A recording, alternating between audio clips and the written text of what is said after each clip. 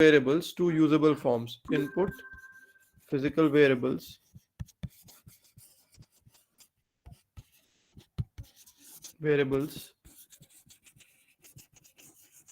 to usable forms.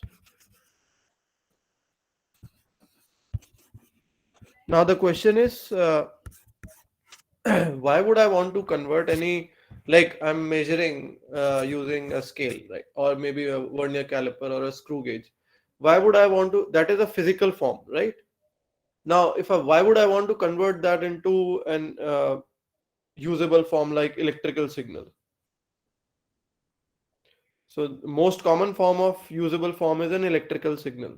So why would I want to convert a physical uh, entity or a physical form of measurement into an electrical signal?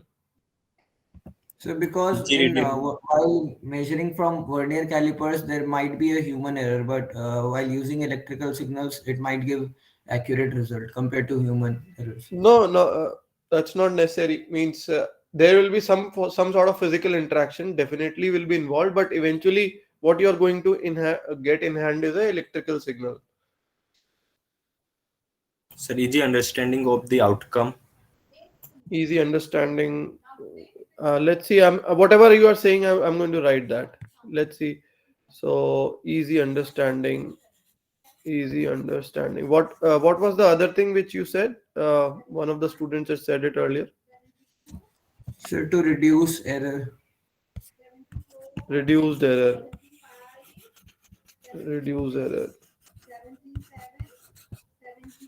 And what else could be there? Only two we've got. Precision and Just a accuracy. second.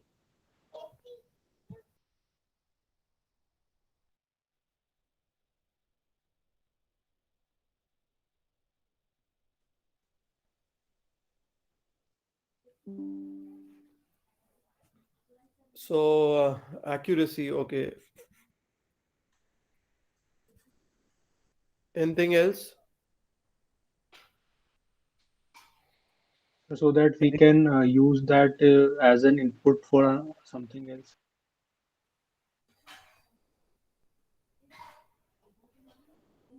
Okay. I'll write that.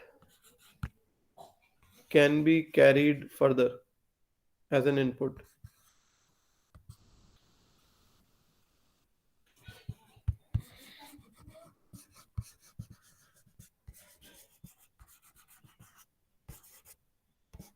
As an input. But I haven't got the points which I'm having still. You look at the physical measurement objects which have, uh, I mean, if we are having physical measurement device, there'll be a lot of uh, inertia effects are there. Okay, there are, and the frictional effects are there.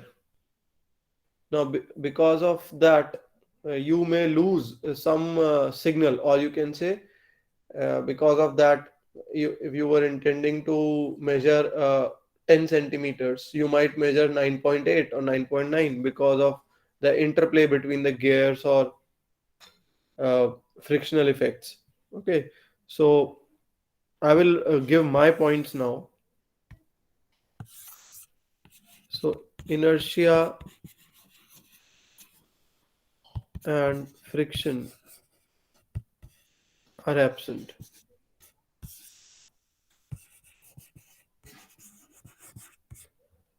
Second point we can say is that if the measurement is very small, like in microns, okay, I'm taking length as a physical uh, entity over here for explaining because it's something which you can apprehend very easily, or you can consider weight.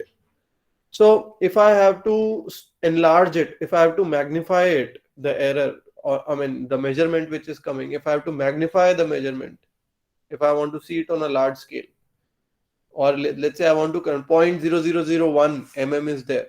So I would like to convert it into 1 meter in form of a 1 meter. If I want to amplify it, it will be not possible for me to do that if I'm using the conventional ways of that. But electrical signals, if you're getting the output in form of electrical signals, you can magnify it. So in this case, we say it is amplified, easily amplified.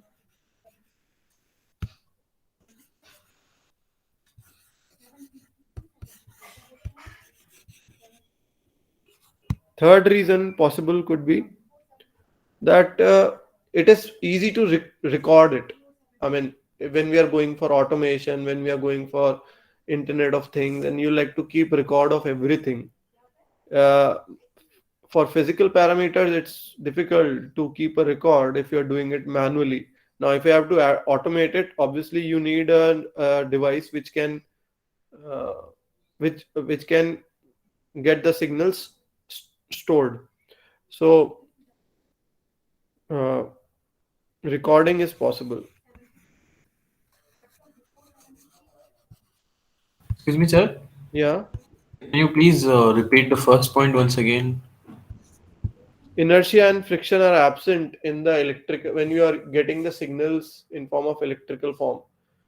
So in electrical form, there is no inertia, no, like in physical form we have the inertia in the objects because of the like gears, they are shifting with respect to each other. So in the measurement device, if there are gears, so there could be interplay of the gears, or there could be frictional losses in the measurement if the measurement device has sliding and relative, which requires relative movement of the parts. Okay, so there we might lose some values, or we may say a signal may be lost in between. So in order to overcome that, we can use electrical signals as an output. Hmm? So Okay, these sir. are yeah. Would you like to add any other point?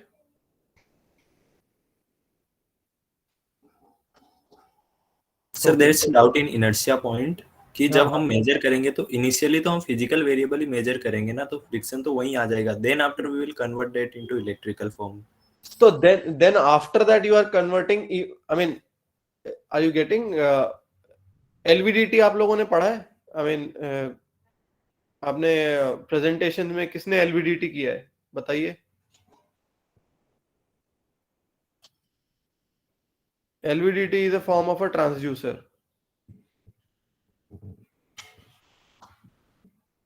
In that, what happens is that there is, of course, I won't say that there will be no. I'm not saying here that uh, there will be no friction or inertia. Of course, it will be there as long as the instruments parts are there. I mean, it will be there definitely, but it will be reduced if you convert it into. So rather than clarifying it, I can make it is reduced. Are you getting it? Inertia and friction is no sir. reduced. Now is it okay? No sir. अभी actually sir doubt वो है कि मतलब अगर हमारे पास सिर्फ physical variable होता या फिजिकल इंस्ट्रूमेंट होता, जितना फ्रिक्शन उसमें रहता उतना ही अब रहेगा फ्रिक्शन, तो बस हम उस फिजिकल इंस्ट्रूमेंट से जो आउटपुट आ रहा है उसको इलेक्ट्रिकल फॉर्म में कन्वर्ट कर रहे हैं ना. चलो उसका भी हम देख लेते हैं. Okay, so let's say there is a stylus. Stylus तो पता ही है आपको ना. It is mounted on a spring over here. Let's say it's not a spring also. It's simply that this surface, this is a kind of surface. Okay. Now we move the stylus from this side. Okay, stylus is moving from here. Initially it was located over here. It was touching this thing. Okay, and now it moves over here. So we are able to measure the dimension, this dimension. Actually इसको थोड़ा ठीक करते हैं.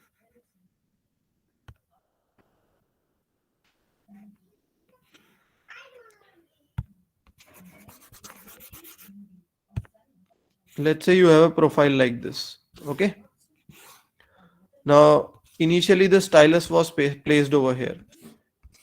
This stylus is connected to a gauge, which is going to tell that right now, let's say this is at zero position. Okay, when this stylus is going to move in this direction, it will eventually move and take this place, right? It will get longer. It's spring loaded, you can say. So now from zero position, it will move to some other position over here. So this position this is x dimension. Okay, it has moved by x. So this x is reflected over here. Getting it? Yes, sir. Now if instead of this because now you can see over here there are some mechanical parts in this stylus and the spring loaded mechanism. There will be many parts in this as well. Okay, dial gauge which we have over here.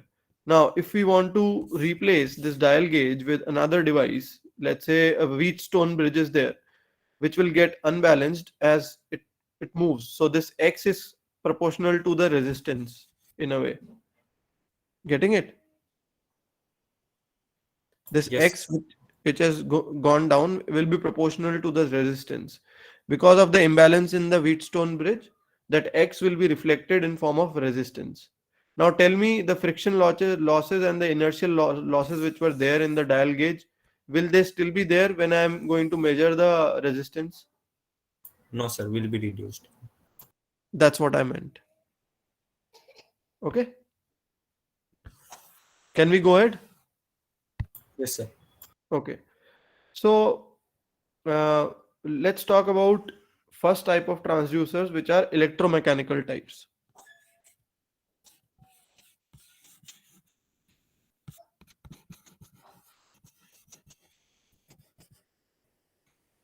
Electromechanical types of transducers. So in this we get electrical output.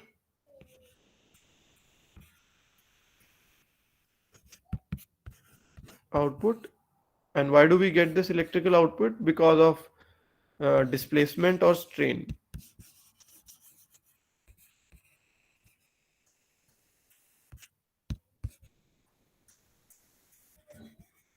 Okay, so the example which I have given you earlier is kind of an electromechanical system only, where I'm getting the output in form of electrical signal, and it is displacement which has happened. Okay, so you can get various forms, like you can get a cantilever beam is there, it gets loaded, and correspondingly there is a deflection delta in the cantilever beam. Okay, so this force is applied, and because of the force there is displacement over here. So this displacement can be converted into an electrical signal, or there could be a diaphragm like this, and the pressure is applied from the bottom, so diaphragm gets deflected like this. So then you can again measure the displacement. Okay, or you may have another case of a bimetallic strip, which may be this is a bimetallic strip at a neutral temperature. So if the temperature goes up or goes down, it may bend in this direction, it may bend in this direction. So it can be like with this you can measure the temperature also. So because of the temperature, the bimetallic strip is either bending upwards or downwards, and then you can measure the temperature.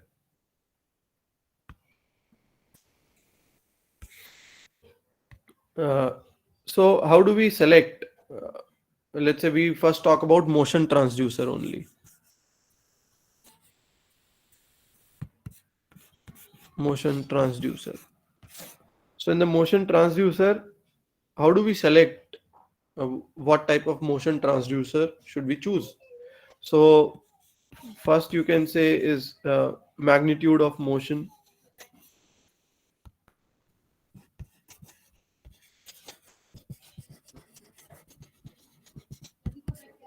The second could be type of input output relationship, type of input and output relationship.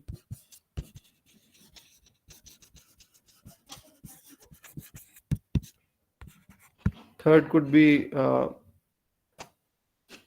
what type of attachment it is, like, or a proximity. Is it a proximity type attachment or proximity type? That means will it get attached to the object of which it has to do the measurement, or will it be somewhere near to the object, or proximity type, where it will tell you like you have proximity sensor in your mobile phones.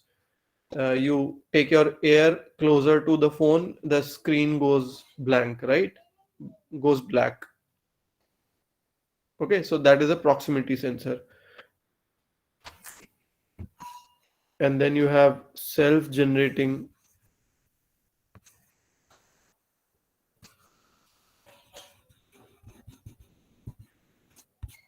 or requires external power source.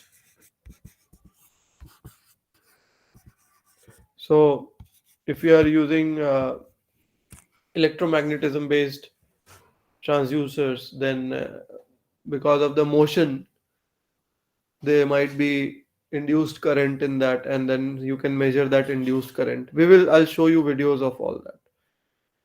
Okay, so, or a type of associated circuits.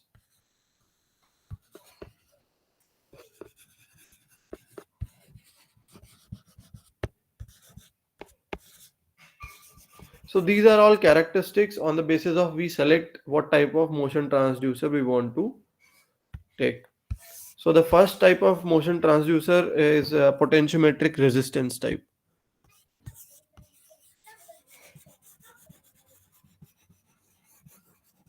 Potentiometric resistance type.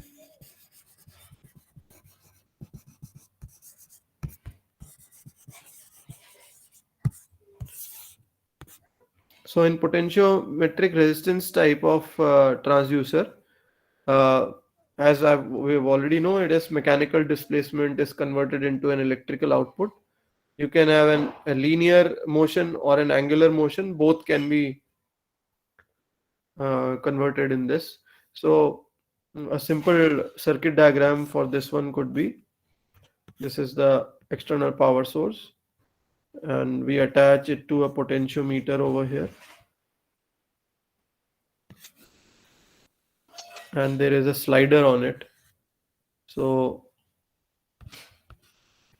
let's say this is the object which is undergoing a motion, and there is a slider attached to the object. So as this object moves to the left or to the right, the resistance is going to change, and because of that, the output, or E naught, you can say, the output uh, voltage which will be registered over here will change. Okay, so initially, if it is at the full position for the constant current, if the slider is at the full position, you have a very high voltage, I mean maximum voltage, which you can register at E naught. But as it moves to the other position, lower position, you may find out E naught. I mean, there has been a change. So you can then attach an oscilloscope over here.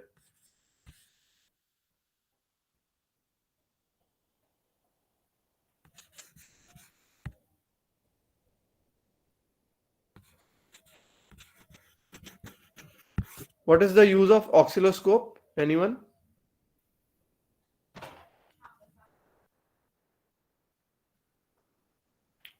Yes. What is the use of oscilloscope?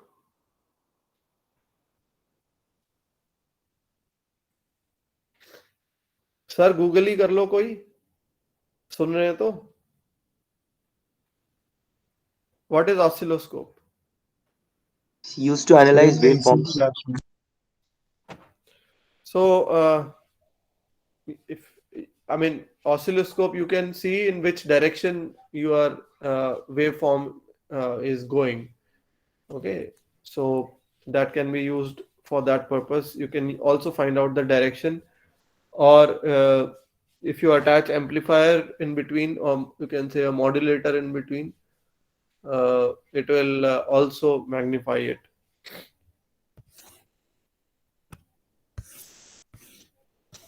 So this is very simple arrangement which I have shown you. Now we go to inductive type of transducer. But before we go to inductive type of transducer, I would like to show you some video. Excuse me, sir.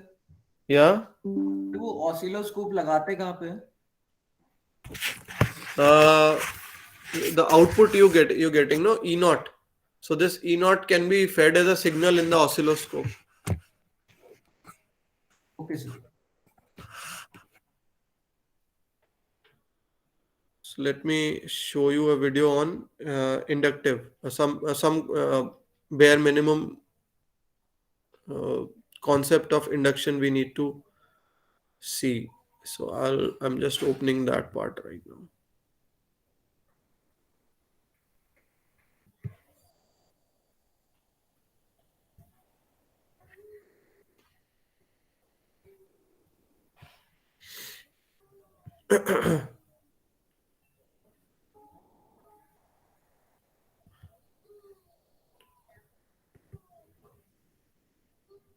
So inductors and inductance. Okay.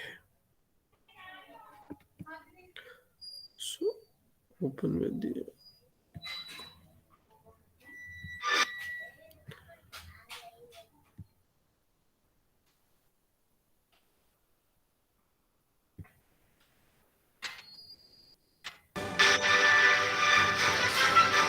An inductor is a coil of wire wrapped around a magnetic material.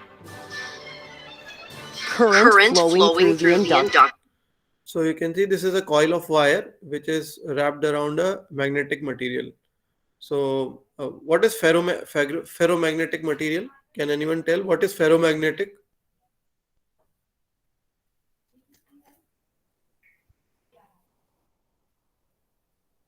Yes, anyone? Through which magnetic lines passes, a material through which magnetic lines passes.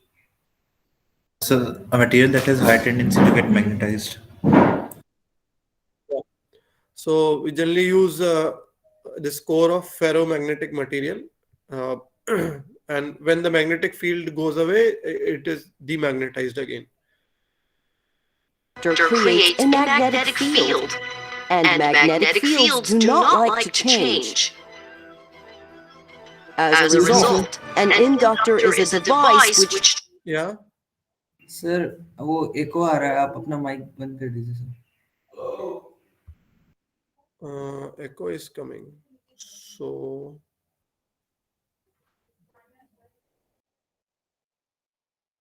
tries to prevent the current flowing. was it there? Echo now? हाँ sir, अब सही अब था. ज्यादा ठीक है sir. Huh? Now it's fine, sir. Through it from changing. If the amount of current flowing through the inductor is constant, the inductor will be happy and it will not generate any forces on the charged particles flowing through it. In this case, the inductor behaves just like a normal wire.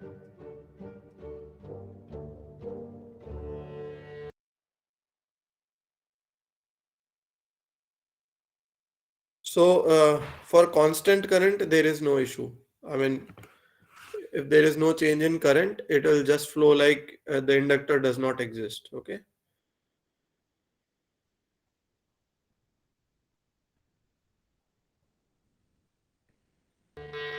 On the other hand, if we try to interrupt the current flowing through the inductor will generate a force, trying to keep the current flowing through it.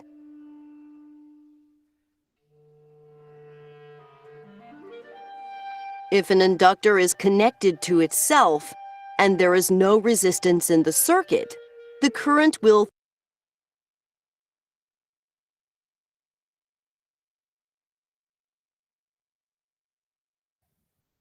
there's still an echo. Is there an echo? No, sir. It's fine.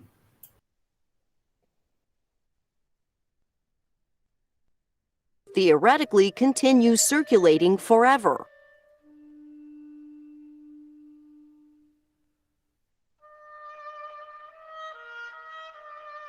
However, unless we are using superconductors, all wires have some resistance to them, and the current will eventually decay to zero.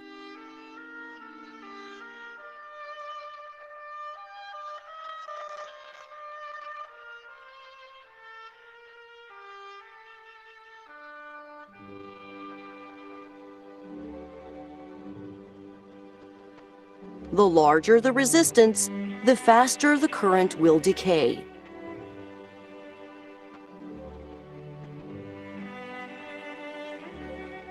But the larger the inductance of the inductor, the slower the current will decay.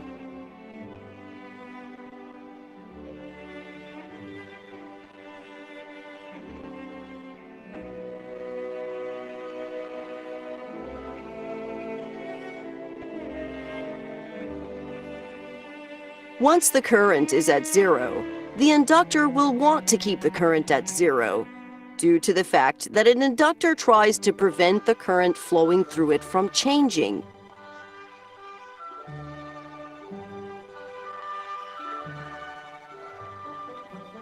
Therefore, when we connect this inductor to a circuit, the inductor will initially create a force trying to prevent the current through it from increasing.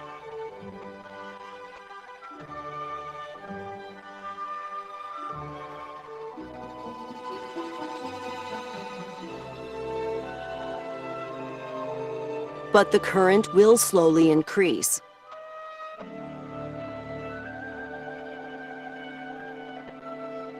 The larger the inductance of the inductor, the slower the increase in current will be.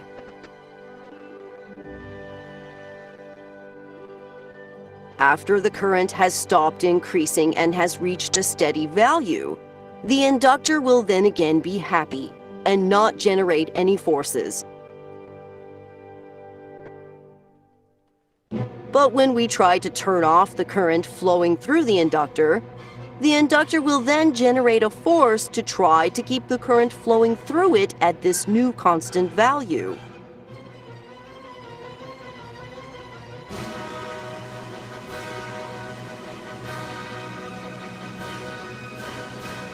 If the inductor is then connected to a resistor, the voltage across the resistor will be the current multiplied by the resistor's resistance.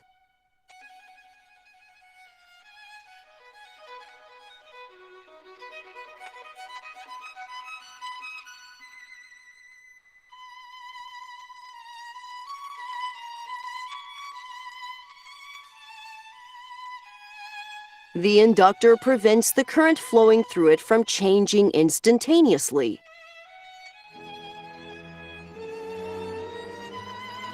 Therefore, the current flowing through the inductor immediately after we flip the switch will be exactly equal to what the current was before we flipped the switch, regardless of what the value of the resistor is.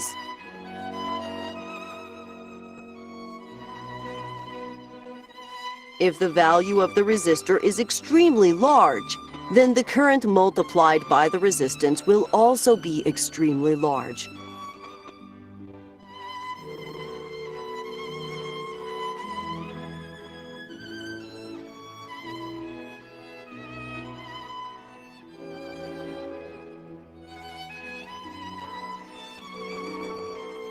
As a result, inductors can generate extremely high voltages, at least for a brief period of time.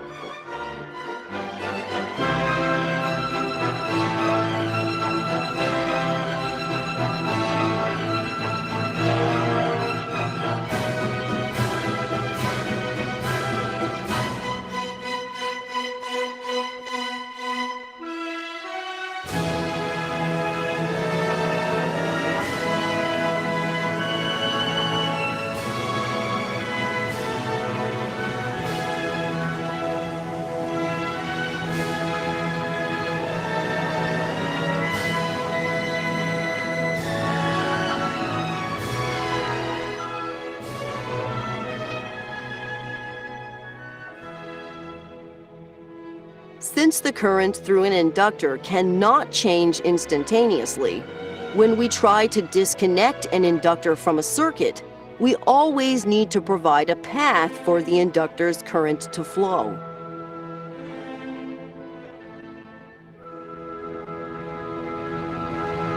If we do not provide a path, the inductor's current will find its own path, such as through the air, through the open switch, or through other components that are not supposed to be conducting electricity.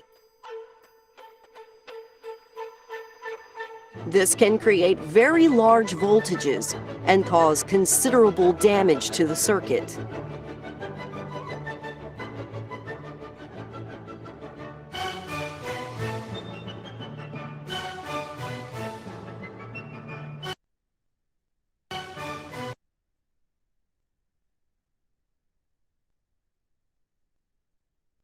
I think we have already seen most of the part which is relevant to us. So we will continue on this same. Let's see how it is used. So in the inductive type of transducer, magnetic characteristics of electrical circuit changes due to motion of the object. Okay, so let's say we talk about an arrangement like this.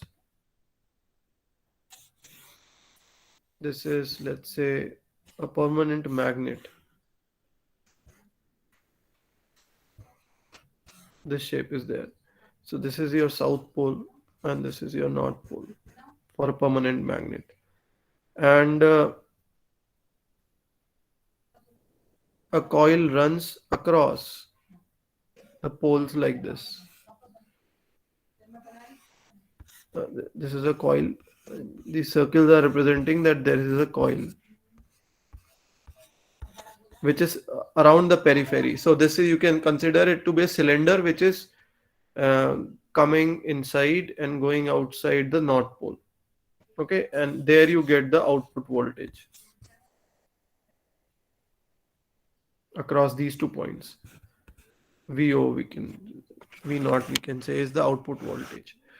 So now right now it is stationary. Okay, so when there is a motion, let's say either way, when these set of coils they move inside or outside the north pole, what happens? So tell me what happens in this case.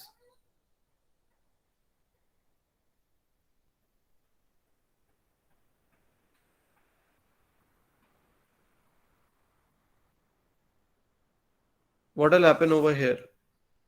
Sir we note की value change होगी, Why? Increase, क्योंकि sir जब वो वहां पे magnetic field में coils जाएगी तो उनकी वजह से एक पोटेंशियल डिफरेंस क्रिएट होगा, Induced current होगा in the coils. Induced current.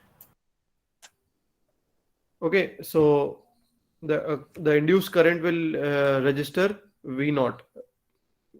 Okay, so that V0 we can find out, and then this motion can then be correlated with that using the formula.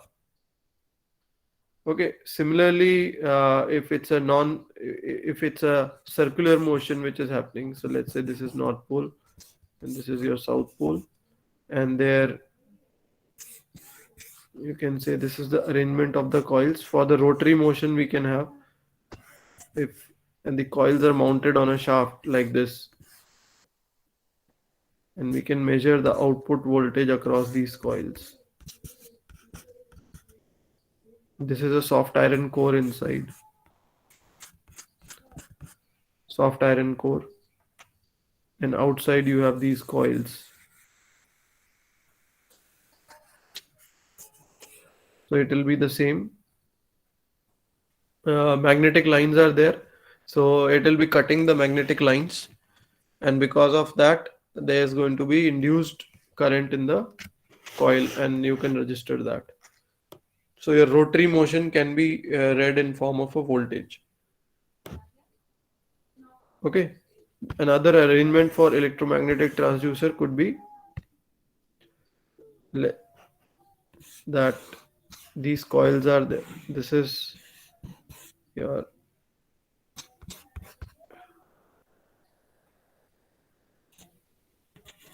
so coils are wound over here. So these are some arrangements.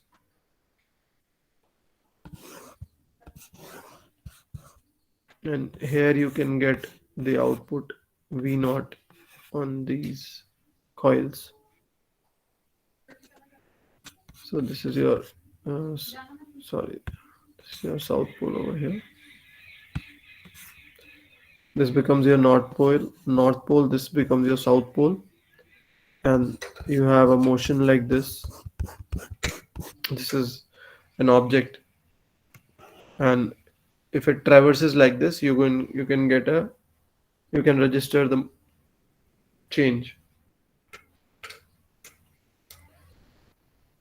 So here also voltage is induced in the coil when magnetic flux varies in the ferromagnetic material. So the thing is, it can be used for smaller distances. For what, can you tell what happens if we increase the distance? I mean, if this distance is small, and let's say in terms of mm, some mm, this distance has to be small. If in all these arrangements which I have made, in all these arrangements, the distance is small. What happens if the distance is large?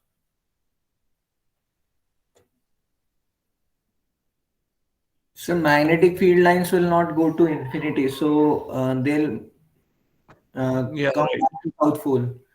See, they are very much crowded near the magnet, right? So by see they are crowded near the magnet, but as you go far away from the magnet, the distance between the adjacent magnetic lines. I think all of you would have drawn these magnetic lines with the iron fillings in one of the experiments you might have done in the 11th or the 12th class, whatever, whenever you've done that. Uh, so the lines are very much crowded near the magnet. So here in this case, if an object is there, let's say, if an object is there like this, okay. So if this object is doing small motion, it will still be there in a high density zone. So your relationship will be fairly linear with the output. Okay, the input and output relationship would be fairly linear. But as this object moves away, okay, so it may not sometimes fall in the density, or not the complete object may be cutting the magnetic lines. So because of that, no, what happens is the non-linearity creeps in.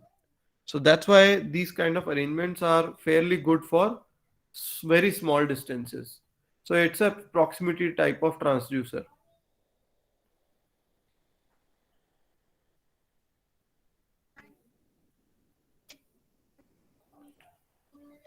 So we may prefer eddy current type of transducers in for longer distances. So in eddy current type of transducer, non-ferrous material, because it may develop its own magnetic field. So we prefer non-ferrous material like a plate. It will move in direction perpendicular to the magnetic lines. So then in that case, eddy currents will set up a magnetic field in direction opposing the creator.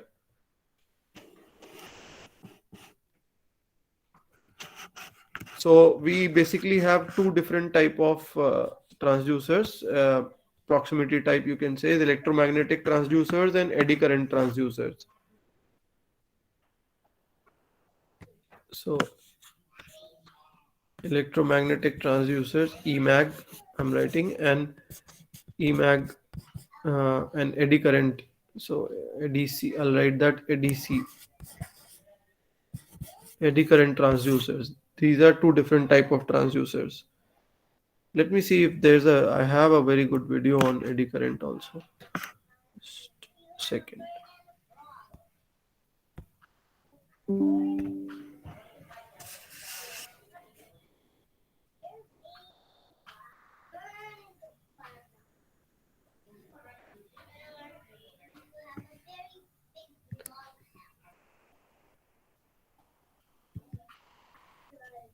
Okay, this one, yeah.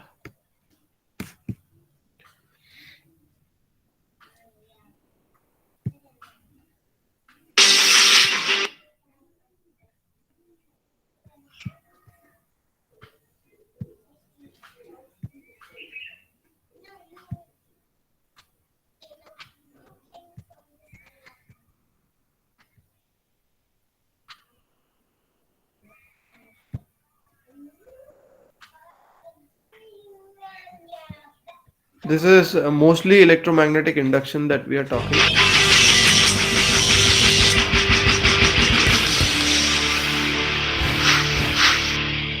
Hello and Hello and welcome to welcome to IB IB Physics Help Physics Help video video podcast. podcast. This time This time coming to you coming to you from the from the Polish Polish town of town of Sandomierz. Sandomierz. Today's Today's topic topic is is electromagnetic electromagnetic induction. induction.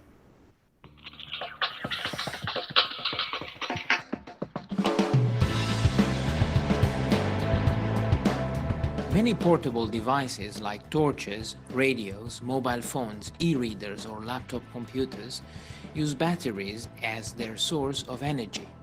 However, most of the electric energy we use comes from power stations. The production and distribution of electric energy rely on the principle of electromagnetic induction. So what is electromagnetic induction? In order to put the answer in context, let's discuss first the magnetic effect of an electric current. For a long time, electricity and magnetism were regarded as two distinct topics in physics. In 1820, the Danish scientist Hans Christian Ørsted discovered that a compass needle is deflected when an electric current flows nearby. At that point, the attraction or repulsion between two magnets was a well-established fact.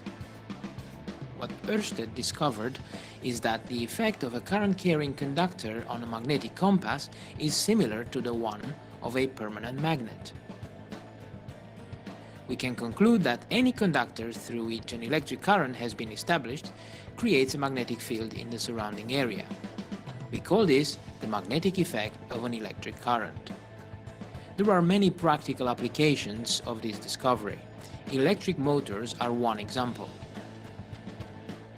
We can increase the strength of the interaction between the circuit and the magnetic compass by using a coil or a solenoid instead of a straight wire. It is also worth mentioning that the strength of the magnetic field produced by a coil or a solenoid can be significantly increased when an iron core is added.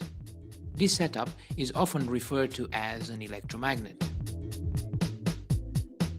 The strength of the magnetic field produced by an electromagnet depends on the magnitude of the electric current flowing through it. The higher the current, the stronger the field.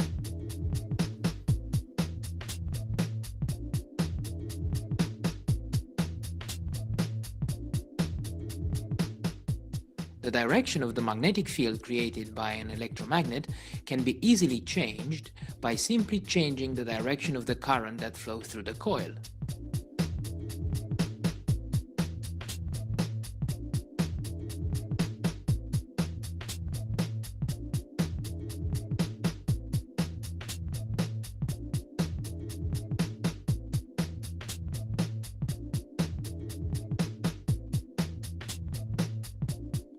Ørsted's discovery shows that electricity can be used to create magnetism.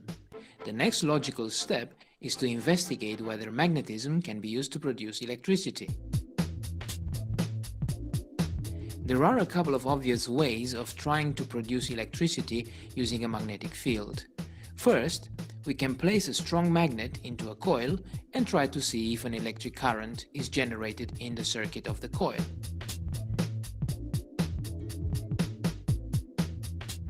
The ammeter does not show any current. The second obvious attempt would be to set up two electric circuits, run a current through one of them, and hope that the current appears in the second one. To ensure that the two circuits are as close as possible to each other, I'm going to put the electromagnet inside the large solenoid. The ammeter does not show any current. So time to pack up, go home, and try another day. But wait, The ammeter indicates a current when the electromagnet is switched off. Even more, the ammeter also indicates a current when the electromagnet is switched on. The only difference is that the current flows now in an opposite direction. Let's now go back to our first setup. The ammeter indicates the presence of an induced current when the magnet is removed from the coil. Furthermore, a current is also induced when the magnet is brought back inside the coil. The only difference, again, is the direction of the current. The two experiments demonstrate that magnetic fields could produce electric currents. This is called electromagnetic induction. The phenomenon of electromagnetic induction was discovered by the English scientist Michael Faraday in 1831. His key insight was to notice that a changing magnetic field can induce an electric current into a coil. Let's get back to the two experiments. In the first one, the strength of the magnetic field at the location of the coil decreases as the magnet is moved away. So all the transducers which are based on this concept are actually self-generating, because you just need the motion and set of magnets to register a change in the voltage, or even register a bit of an electric current, right? So these are not self-generating. Tomorrow we will also talk about non-self-generating type of transducers. So you continue this video now. And increases as the magnet is moved back into the coil. There is no induced current when the magnet is resting inside or outside the coil. In the second experiment, when the electromagnet is switched on or off, the current through it changes briefly, from 0 to a steady value when switched on, and from that value back to 0 when it is switched off. Consequently, the magnetic field of the electromagnet is changing. When a steady current flows through the electromagnet, its magnetic field remains constant. In what follows, I use the term induced EMF or induced electromotive force to refer to any influence that causes electric charges to circulate in a loop of wire as a result of electromagnetic induction. Induced EMF is measured in volts. The electric current that flows as a result of an induced EMF is called induced current, and it is measured in amps. A more systematic approach to electromagnetic induction requires the introduction of a new physical quantity, the magnetic flux.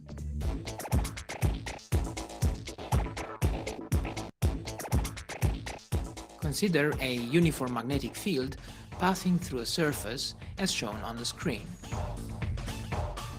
Let's assume that the area of the surface is capital A and the magnetic field makes an angle theta with a line perpendicular to the surface.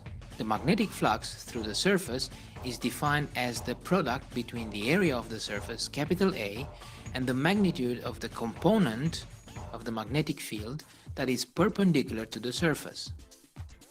Phi equals B normal multiplied by A.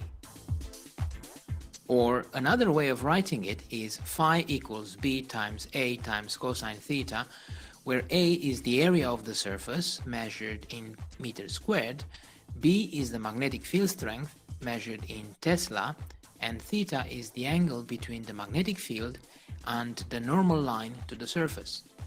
The unit of magnetic flux is Weber.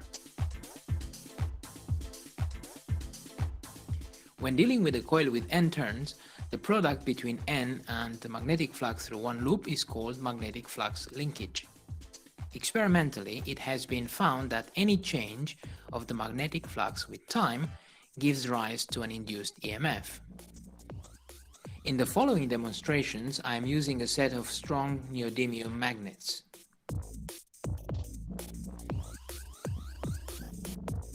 The definition of magnetic flux suggests that there are three ways of producing an induced EMF. One, by varying the magnitude of B with time.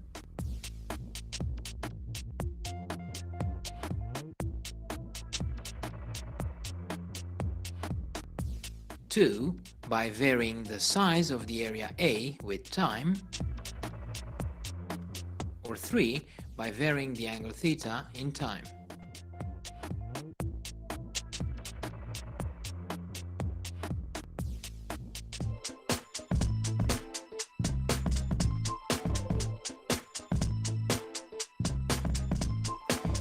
Experimentally, it has been found that the induced EMF depends on the rate of change of magnetic flux through a coil. The induced EMF in a loop of wire equals the negative of the time rate of change of magnetic flux through the loop. EMF equals minus delta phi over delta t. This is Faraday's law of electromagnetic induction. In other words, if during a time interval delta t, the magnetic flux is changing by an amount delta phi, the magnitude of the induced EMF is given by the ratio delta phi over delta t. For those of you familiar with calculus, here is Faraday's law written using the time derivative. EMF equals minus d phi dt. The Greek letter epsilon is often used to denote the induced EMF. For a coil consisting of capital N turns, the total induced EMF would be n times as large.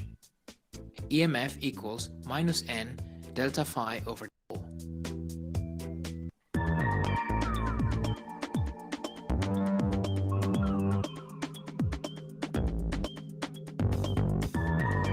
Lenz's law states that the direction of any electromagnetic induction effect is such as to oppose the cause of the effect.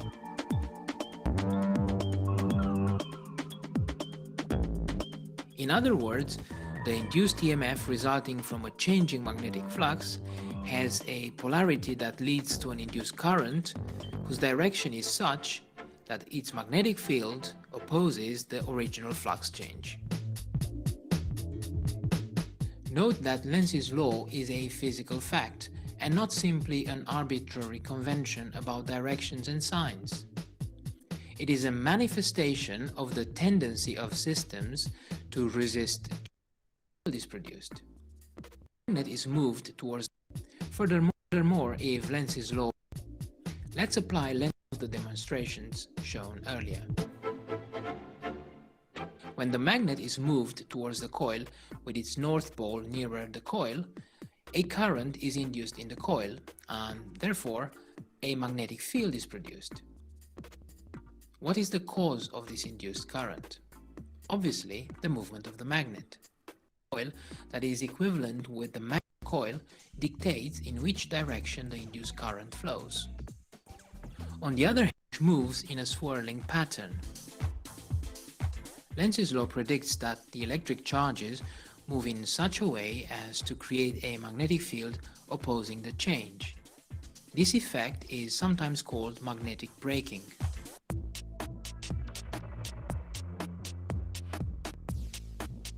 In this demonstration, I'm using a copper tube and two plugs of similar masses and shapes. One is made of steel and the other is a neodymium magnet. When the two plugs are dropped through the copper tube, it takes the magnet much longer to fall through. Why is that? As the magnet falls through, different areas of the copper tube experience a changing magnetic field, and therefore eddy currents are induced. They have such a direction that their magnetic fields oppose to the cause of this effect, which is, in this case, the magnet falling through the tube. This produces a braking effect on the magnet. The braking effect is not observed in the case of the non-magnetic plug. Let's now recap the key points in. So I think all of you would have seen this video, and I will assume that most of your basics are clear about magnetism, and these are the concepts which will be used at times while we are discussing it. Okay, so that's it for today, and we'll resume tomorrow. You may give your Thank you, sir. attendance. Yeah.